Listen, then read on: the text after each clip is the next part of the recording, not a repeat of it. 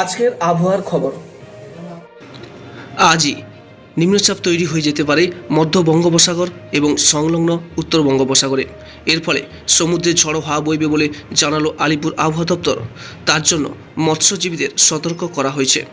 ঝড় বৃষ্টি হবে দক্ষিণবঙ্গের বিভিন্ন জেলাতেও। হাওয়া অফিস জানিয়েছে মধ্য এবং তৎসংলগ্ন উত্তর বঙ্গোপসাগরে বুধবার থেকে ঝড়ো হাওয়া বইতে পারে। হাওয়ার বেগ থাকতে পারে ঘন্টায় 35 থেকে 45 কিলোমিটার। এছাড়া পশ্চিমবঙ্গ এবং উড়িষ্যা উপকূলে বৃহস্পতিবার থেকে ঝড়ো হাওয়া বইতে পারে। উত্তাল হতে পারে সমুদ্র। বুধবার থেকে মৎস্যজীবীদের সমুদ্রে যেতে নিষেধ করা হয়েছে। কতদিনে পরিস্থিতি স্বাভাবিক হবে তা এখনও স্পষ্ট নয়। নিম্নচাপ পরিস্থিতির দিকে নজর রেখেছে আলিপুর আবহাওয়া দপ্তর। নিম্নচাপের ফলে চলতি সপ্তাহে দক্ষিণবঙ্গের অনেক জেলায় ভারী বর্ষণ হতে পারে। সঙ্গে ঘন্টায় 30 থেকে 40 কিলোমিটার বেগে ঝড়ো হাওয়া বইবে। বুধবার থেকে বৃষ্টির পরিমাণ বাড়তে পারে। ওই দিন উত্তর 24 পরগনা, দক্ষিণ 24 পরগনা, পূর্ব মেদিনীপুর, পশ্চিম মেদিনীপুরে ভারী বৃষ্টির সম্ভাবনা রয়েছে।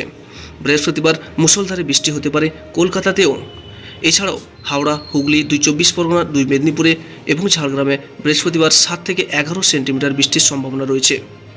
ভিডিওটি ভালো লাগলে একটা লাইক করবেন এবং আপনার কাছের মানুষদের কাছে শেয়ার করবেন।